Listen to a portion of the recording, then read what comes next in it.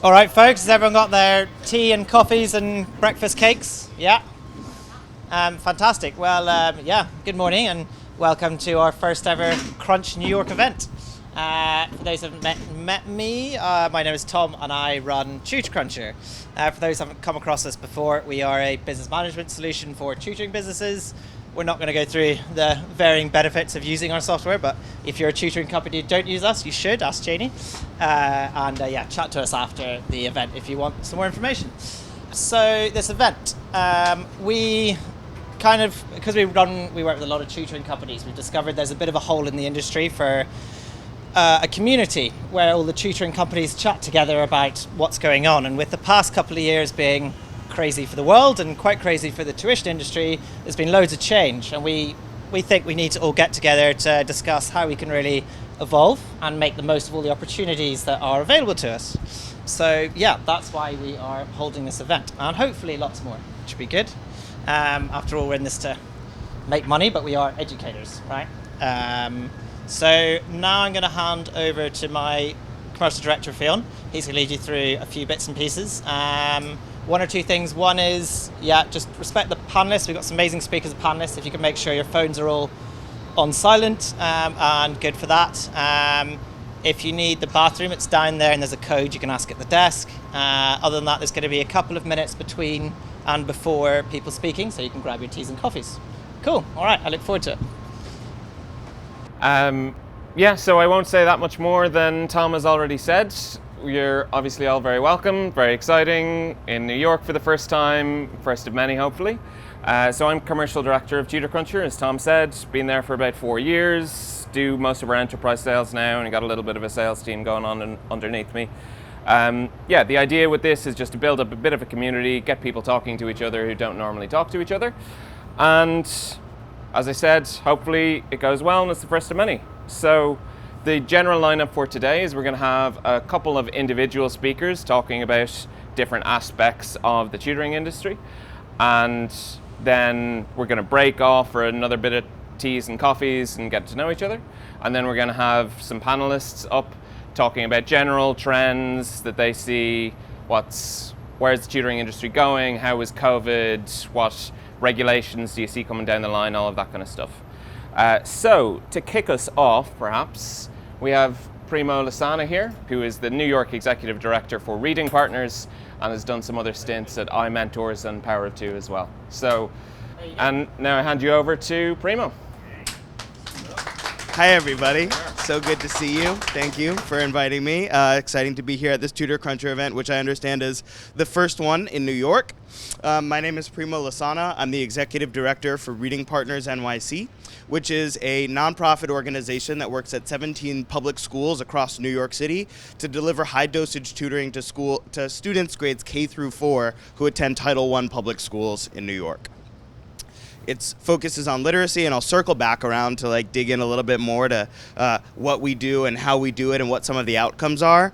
But what I'd like to talk to you today about is this idea of utilizing members of the community as tutors, really catalyzing the local community to support students. So I'll talk a little bit to begin about my own experience as a tutee, I suppose the word is. I grew up in Lower Manhattan, a community with a good amount of resources. My first formal tutor came to me through the synagogue that I attended as a kid. His name was Yonatan Minzer. His dad was a physics professor at NYU. He built the CERN particle accelerator, and Yonatan was brilliant in his own right, and he tutored me on the SAT. He has gone on to work for Google and now is a lawyer at the U.S. Department of Justice. Smart kid, great kid, still very close with his family. And that tutoring was helpful to me. It moved my SAT score up, 20, 30 points. I was already pretty high on the SAT because I went to schools that had lots of resources. And I grew up in a household with a lot of books, My mom went to Columbia for her MFA. My dad went to NYU. He didn't finish his graduate degree there, but I ended up getting my graduate degree from NYU. We all know that the zip code that you grow up in is the most telling thing about how you're going to succeed in life, the amount of money that you'll make, and I haven't deviated very far from the experience that my own parents had. I think that's the case for many people in the United States. The other side of this coin is that there are a lot of people who do not grow up with these resources, who do not have access to tutoring services, who don't have the money to pay for it. Probably gave Yonatan like $20 an hour or something, right? But this was back in, I don't know, the early 2000s. Families don't have access to it. The community that surrounds them don't have tons of resources, like a father who is working on the particle accelerator. So for a kid who grows up in East New York or who grows up in South Jamaica, Queens, kids who need tutoring the most don't have access to it. So how do we change that? And what do we decide to focus on? So our organization was born 20 years ago in California. There is something in the United States called the literacy crisis. We probably don't talk about it enough, but across the United States, only 35% of fourth graders are reading on grade level. 35%.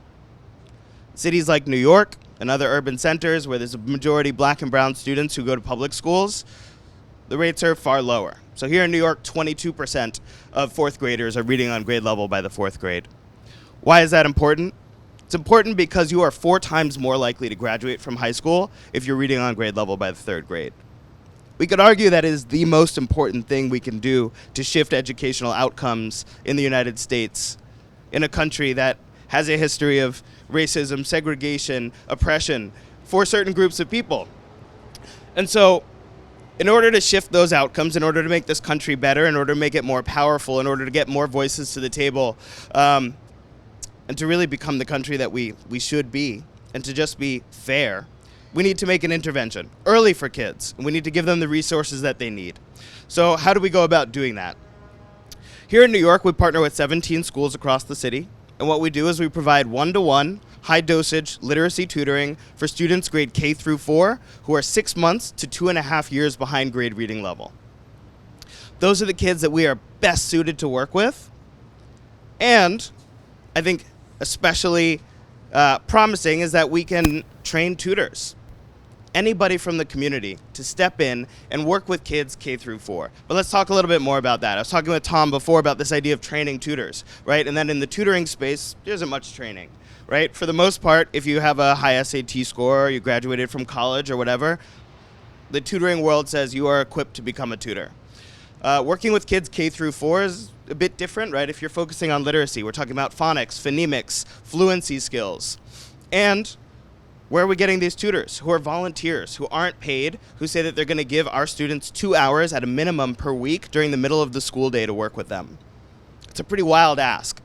Here in New York, this year, we served 700 kids across those 17 schools. And that means we have 700 volunteers from the community that we recruit to be in our program every year. So I ran a tutor orientation, my first tutor orientation when I showed up to the organization. I asked people in the orientation, which is our 2-hour incoming training, how did you learn about reading partners? And there's a woman, I said, you tell us where you're from and how you learned about reading partners. First person to raise her hand said, I live in East New York, and I went to the laundromat to do laundry, and I saw a flyer for your program in the laundromat. Here's a woman, doesn't matter what her educational background is, doesn't matter where she's from. She can be a tutor in our program because we will take her in, we will train her, and then we will give her curriculum it's scripted. So you work with a student and you follow a script and there's slides that you use. You do high frequency words, you play games, you read books together. And in the end, what we see is that about 70 to 80% of our students each year achieve their primary literacy growth goal with tutors from anywhere. You don't have to have this SAT score, this college degree. There are no expectations except that you're ready to come to our training, be coached by our staff as a tutor as well, which is like another piece that we should say more about, is kind of this idea of ongoing training. But we can take anybody from the community who cares about that community, cares about its kids, and wants to make an impact, right?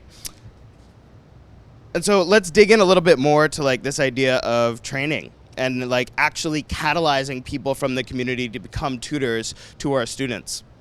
So what we do is we place AmeriCorps members. It's another piece of this idea of service and volunteerism. So we recruit AmeriCorps members who go to these schools, these 17 schools across New York. They serve as coordinators. And what they do is they connect the tutors and the students at that school, but they also watch the tutors in every session, and they give them feedback during every session about how they can become better tutors to their students. They also talk to the teachers at that school about the progress that the students are making, so they can make sure to align the tutoring that we're giving with what's happening in the classroom, the places where students are struggling, and the places where they're progressing. Now at each school, we focus on really about 40 or 50 students a year, and our goal is for that student to test out of our program the very next year, right? We want to get that kid outside of that 6 months behind range to get them onto grade level. And we can do that simply by utilizing the power of the community, diverting some resources towards paid staff, utilizing AmeriCorps members to coordinate the programs in the schools, and we have amazing outcomes for kids. And the piece that's so important is that it's foundational skills. You cannot learn in any classroom if you don't have basic literacy skills. You can't learn in a math classroom, you can't learn in a history classroom, you can't learn in a science classroom if you can't read early. And so our work is really focused on this idea of utilizing the whole community. We've got 8 million people in the city. We've got 1.1 million kids in the New York City public school system. One in every 300 people, period, in the country is currently enrolled in New York City public schools. We owe a lot in this society to the students, the young people who don't have control over their circumstances. And I think that there are probably 8 million New Yorkers who would take the opportunity to give back if we could train them, set them up for success, give them the tools and curriculum that they need to be successful, so we can all come together to have a better society. So I think I'd encourage this group, to think a little bit about what it looks like to utilize members of the local community, people who are already connected to the schools, to the families. If a parent wanted to tutor with us, they could absolutely tutor with us. And then thinking also about training and supporting those tutors through their entire journey so that they can be successful. I'll just say a little bit about Reading Partners and kind of the shift that we've made during the last 2 years as well. For 20 years before the pandemic, we ran a program that was in-person tutoring. So our volunteers would actually travel to our schools. During COVID, as all of us experienced, we had to move away from an in-person tutoring model. We built an online platform where all of our curriculum lives. And so during the very beginning of the pandemic, kids were literally on iPads at home, tutors were on iPads at their home, and they were connecting virtually with a video interface, and then also utilizing our curriculum in like Google Slides. It's honestly not very advanced. We're a nonprofit, we do our best, but it works, and it allows people to connect in a virtual space. Moving forward, we're going to use some sort of blended model, right? Like we have all of this curriculum living in the online space. Our tutors can now get to schools in East New York while sitting in their apartments on the Upper East Side or the Upper West Side. And it makes it so that we can reach students virtually anywhere. We can go to schools anywhere, right? Because if you were living in this neighborhood, it would take you 2 hours to get to East New York on the train. And we could only recruit volunteers who lived in that community. Now volunteers anywhere across New York, or theoretically anywhere across the country, can reach students in the New York City public school system regardless of where they live or where they go to school. So we're really excited about the future. We're big believers in technology and finding ways to harness technology to bring our program to places where it's needed the most. Because kids like me did not need those tutoring services. I grew up in a house with thousands of books. I was read to every day. My parents were college educated, but students who live in Harlem, West Harlem, the South Bronx, East New York, South Jamaica, Bed-Stuy, endless neighborhoods across New York City do need support, and we can find ways to get that to them. So thank you for having me here today, and I'd love to answer any questions that you have about Reading Partners, our training for volunteers, or the way that we use community members to catalyze support for kids in New York. All right, perfect. Being ushered off. Thank you all. Thank you very much, Primo. It's a very good sign when I have to usher you off the stage, amidst a sea of questions and people who are very interested in you.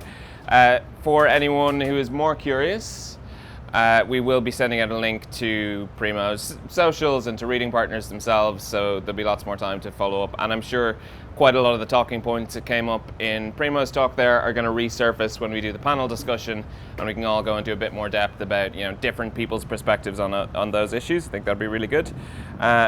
For now, though, I am assuming we are good with the sound, guys. I'm probably going to introduce the next speaker, yeah? So our next individual speaker is Rabbi Joseph Beda, who is the head of school of Yeshiva of Flatbush in Brooklyn. And he's also a former teacher of one of the panelists as well. So very happy to have him along. Thank you very much. Thanks, Bjorn.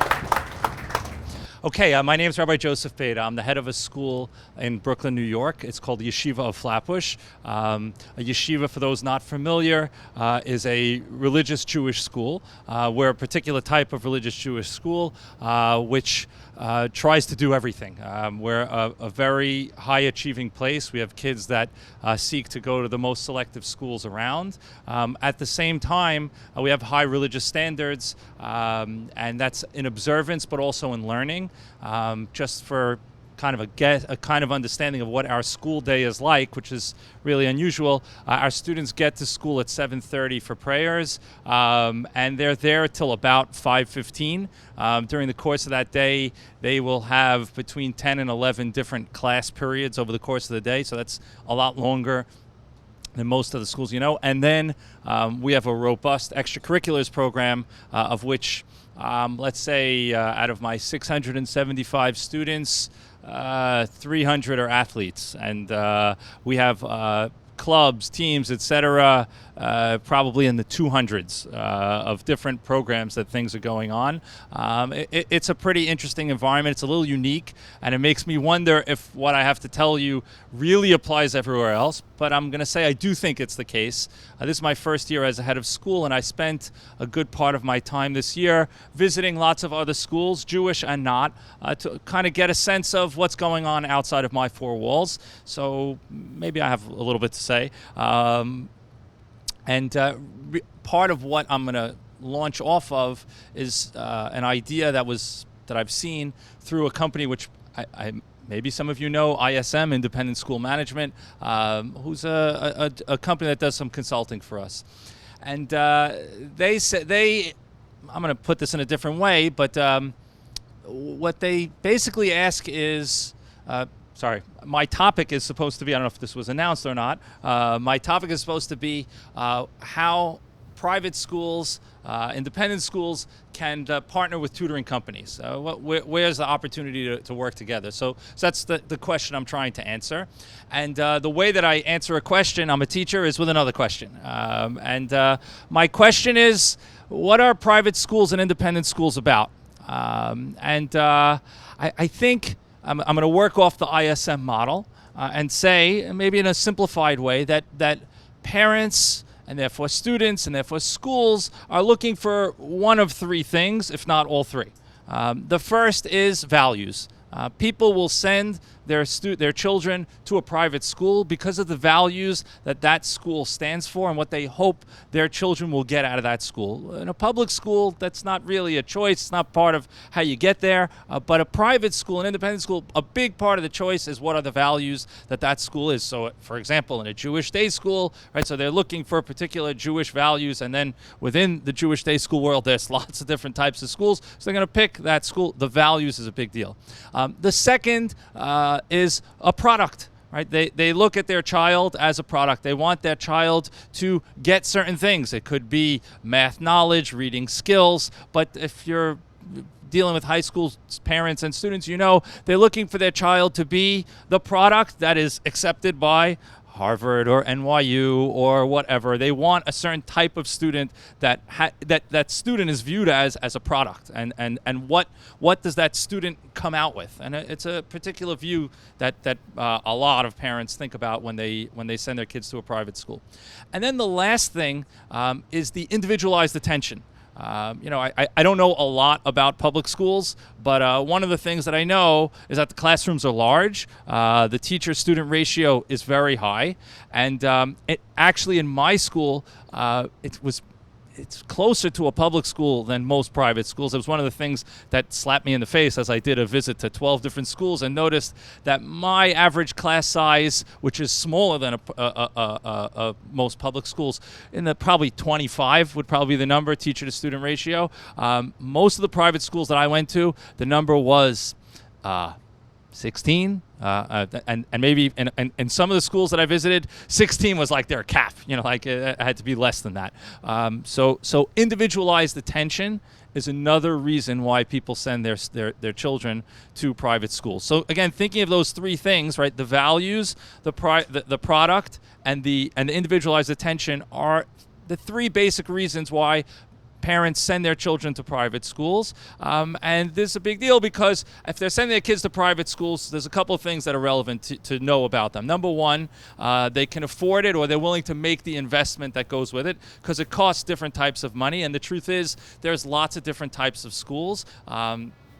I don't know the low end, but there's some relatively low ends, and I think like some of the Catholic schools in terms of what the tuition is are on the lower end, and on the higher end, the numbers are crazy. My school, which is I think is on the high end, it's in the $35,000-$40,000 per year range, but it is nowhere near the top. There's a lot of other numbers there. So parents are going to invest this money as opposed to free or worse than free, right? I pay for this anyway, right? Because it's coming out of my tax dollars for my child to go to a public school. But they say, I want one of these three things. Now, one of the things that I think is important to think about is usually when we think about private schools, we tend to think that this is the opposite of what Primo was talking about, which is really only the ultra rich can afford this. The truth is, I don't think that's the case anymore. I think that given the state or the perceived state of the American public school system, I think more and more people are breaking the bank or reaching out or doing all sorts of things in order to be able to get to private schools. And the private schools recognize that they are not well served by only catering to the people who could afford them. So my school is 45% of our students receive some tuition, some scholarships and financial aid, and many receive a lot. And our school would not be the same place if we only took the full-paying customers, even though from a business model that might be great, but we give out a lot, millions of dollars of tuition scholarships because we think it makes a big difference. I believe in America today, there's such a lack of trust in the public school system. There's going to be more and more parents making these choices based on these three things. So why do I say this to you? Because I think you guys are in the tutoring business supplementing education, right? You're working with us. You're maybe filling the gaps, if that might be part of what's there. And I think you could think about, so where do I fit into this, right? And again, the three things being values, product, and individualized attention. And I think the obvious, and by and large where most tutoring started, was on the product and the individualized attention, right? The product, right? You said you got 20, 30 points on your SAT. I think you got gypped because I got 150 off of Stanley Kaplan. So I only got 20. Maybe you started higher because.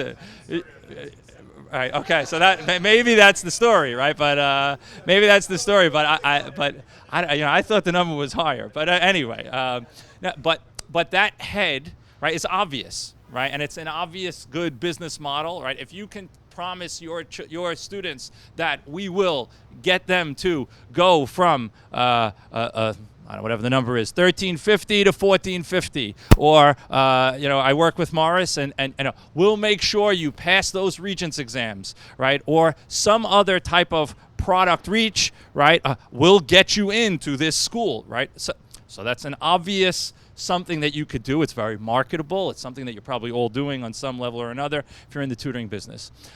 Individualized attention, also very obvious, right? Why very obvious? Because as I mentioned, the people who are sending their kids to private schools, right, what do we know about them? They want that more individualized attention. They see a public school with 36 kids in a class. No, I want to send my kid to a school with 12 kids in the class. And a lot of them are people of means. When they find out, someone in that class has one-on-one 3 times a week, I want to have that one-on-one 3 times a week also, right? I want that individualized attention. So that's obvious, and everyone knows that. You don't really need me to say that. But now I want to say something that's not so obvious, I don't think. I don't think most tutors think about the values part.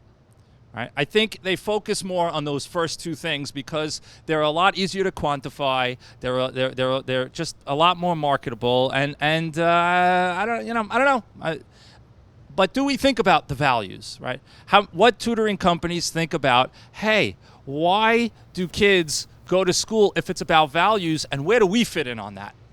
Right? What are the values of the individual schools? What are the values of the families that are sending the kids to the schools? What are they looking for? How can we help in that way? It's a challenge I put out there for you. I think it's an untapped market. I think it's very significant. I think one of the things that we're seeing in school in general, at least in my private school, is that, the math, the science, the numbers, and I'll say the Judaic studies, also the in-the-class stuff, we manage, we can handle, the kids will do it, they'll get through, it'll happen. I think what COVID, I don't want to say revealed, but certainly intensified was how much need there is for creating the type of people that we want. SEL is like this fancy word today that we use for this, right? But like, are we helping children manage to become adults, right? If you were to ask me what are the biggest problems in my school, it's not the math, the science, the numbers, or even the college admissions. The biggest problem is the stress level that our students have and how they manage that. And it's not in great ways, right? It's really not in great ways. Substance abuse is at a very high number. Bullying, which is just a way of taking the stress that I feel and putting it on another, or projecting stress. So these are huge things. Where do students stand on their ethical decision making, right? Most schools are not really talking about this, but like, if we want a good society, those are the questions that count. And parents are making choices to send their kids to schools for those reasons. So are we really thinking about those things? Are we really educating towards those things? The private schools, I think, are thinking about those things. I think they're working on those things. I've not heard really of tutoring companies doing that, except in the service of, well, let me get the score up. Let me get them to the reading level, which is not really what you're looking for, right? What you're really looking for, which is great and fantastic and inspiring for me, and I'm sure for everybody else, is, hey, we want to make a buck. We want to have a good business. We want to do well. It's all important.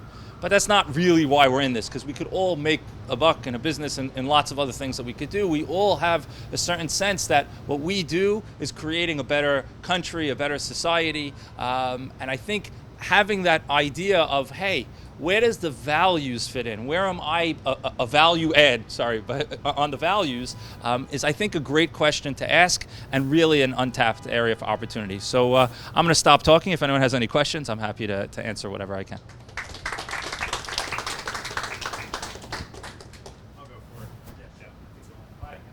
Oh, my bad. This one? Okay, double mic.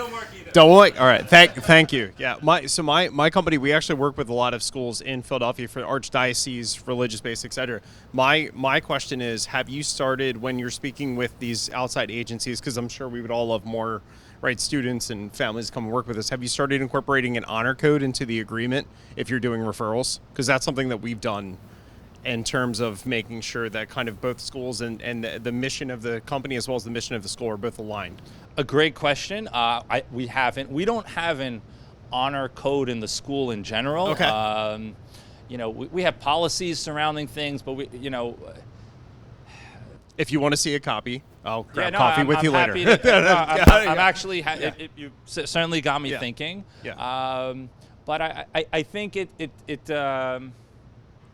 I guess my head, again, is going to, do the tutors know for the individual school what are the values of that school, and how do they figure out, because the truth is values is something that tends to be substantially different between different schools. Like math is math pretty much everywhere, right? Yeah. But certain values are not, and they mean different things to different people. So so getting to know the individual school that your student is coming from, what the family background is significant. And I haven't.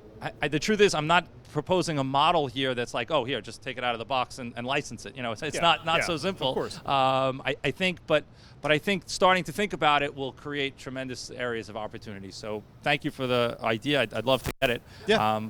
It's not something I'd be that happy we to do. speak with you afterwards. It's not something that we do. Yeah. Yeah. Anyone else want a mic? Question? No? Yeah.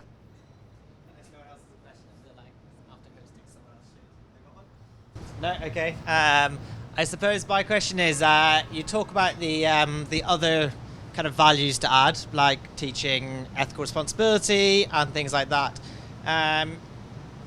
Do you find that tutoring someone one-to-one tends to add other values to the lesson except for just the teaching, right? It teaches the student to be a lot more self-confident, and it teaches them to ask questions and be confident about asking questions and looking for the solution. Do you think they get any of those values from that tutoring, the ethical values and that kind of thing from building that self-confidence? Or do you think you actually need to physically teach that, ethics and whatever else? It's a great question. I'm going to go a different direction a little bit and say ethics, as much as it could be taught, it's really got to be modeled, right? Like the kids really see that on ethics, you have to talk it. Like you can't just model it, but the modeling is really where the ethics happens. And I'm going to say that underlying your question was, do I see situations where the tutoring helps the character and the ethical standing of the students and or hurts it? And the answer is yes to both.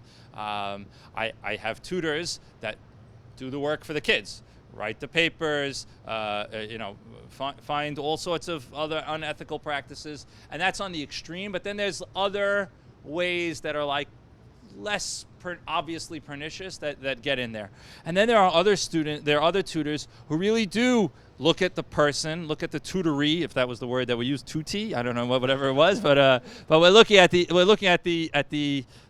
child, the student, as a person and seeing beyond the how many dollars an hour I'm getting out of him, seeing beyond whether or not the student meets a particular metric and says, hey, how you feeling today?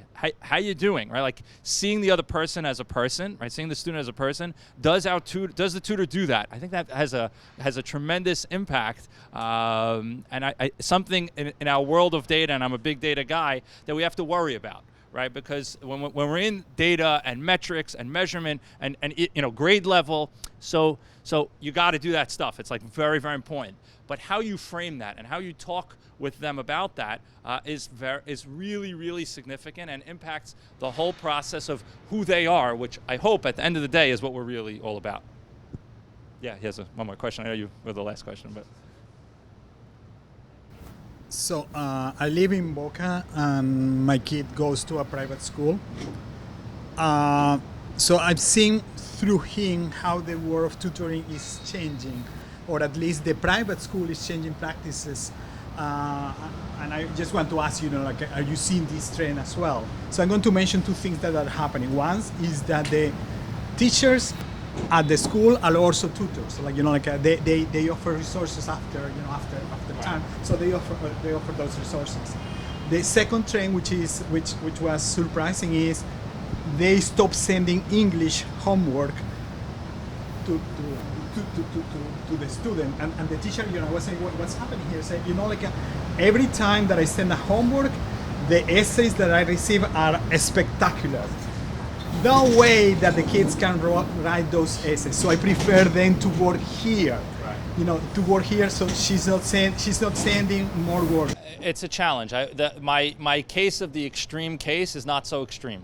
There's a lot of the perception, at least on the part of me and a lot of my colleagues, is that there is a lot of dishonesty in the tutoring world. And listen, just look at. I mean, if you think about what are the unethical places, right? I don't know, my head goes to Enron, right?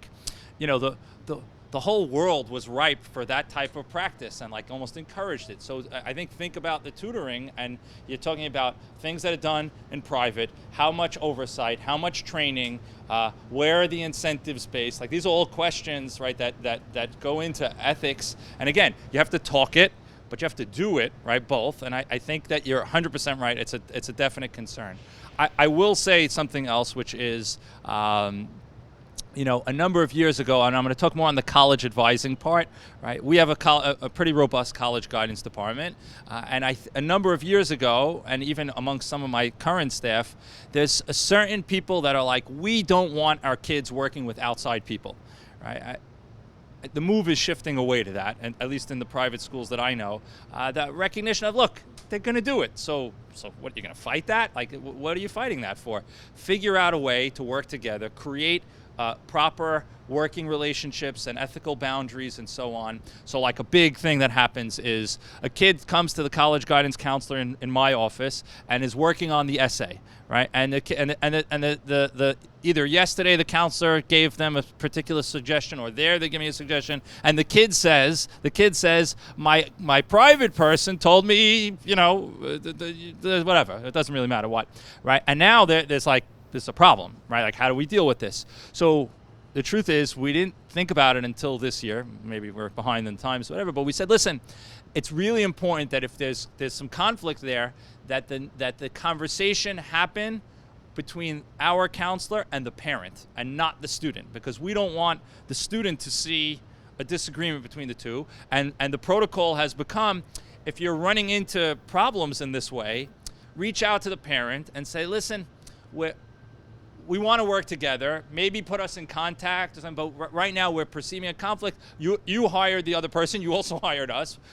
You have to help us work this out. So like that's you asked me for some trends that are happening. Those are some trends that I'm seeing.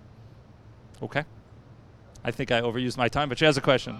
Thank you, guys. I'm Danielle from City Smarts Tutoring. So I just wanted to bring a little bit of insight to this conversation. I really wanted to bring some insight to the conversation. I really appreciate these topics that have been raised. I will say I'm the founder of City Smarts Tutoring. We're about 15 years old. There are ethical issues in the tutoring industry, absolutely. But I am here to say that City Smarts is values driven and values driven alone. That's what we do. This isn't a sales pitch, but I also just want to share that a lot of my day is convincing parents they do not need to spend thousands of dollars and months on end, stressing their children out with unnecessary tutoring. We're very holistic, we're very wellness focused. We are not about burning kids out, we're not about overdoing it. And there are a lot of agencies like us out there. And I just wanted to mention, we work with a lot of public school families and we partner with a lot of public schools, and there's a lot of values driven work out there. The ethics and the values in public schools are incredible, actually, and public schools have the ability, a lot of you probably know this, to support students who learn differently, who are neurodivergent, who have a lot of learning challenges. And I know I'm not making any generalized statements, I know in the private side world, it can be a little bit tricky from one school to the next. What kind of resources are available? Well, the resources are there, but the know-how and the willingness to be flexible, I think, is a bit of a challenge in some places. So I just wanted to mention that the public school world is so ripe for so much greatness, and it's such an amazing place. And a lot of the public school classrooms are also 25 kids to a class, maybe 26, 30. I think Eric Adams just signed something where it's going to be a mandate to bring it down. It is going to cost the city millions of dollars. But I just wanted to mention that there's a lot in all sides, and it's just, the public school world, really we need more money being put, federal dollars and state dollars put, and we need less corrupt maintenance contracts, because that's where the majority of the money goes in public schools. A lot of you may know that, but this money isn't going to the children, and that's really where the big issues lie. So it's a layered issue. I'm not here with quick solutions, but I just wanted to bring some insights about public schools to the conversation. Perfect. All right. Thank you very much, Rabbi Bennett. Fantastic.